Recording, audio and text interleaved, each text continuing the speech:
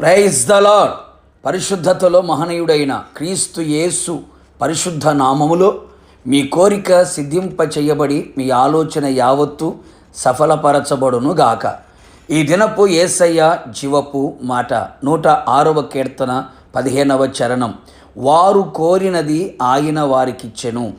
యేసయ్య నామములో ప్రతి స్థలములలో ప్రార్థించుచు, ప్రతి స్థలములలో కాపాడబడుచు, ప్రతి స్థలములలో విజయోత్సవములతో ఊరేగించబడుచున్న నా యేసయ్య ఆరాధికులారా, మనము నిత్యము సేవించుచున్న యేసయ్య మనము సుఖమును అనుభవించుటకు సమస్తమును ధారాళముగా దయచేయు దేవుడై ఉన్నాడు. వారు కోరినది ఆయన వారికిచ్చెను అను లేఖనము సెలవిచ్చుచున్నది.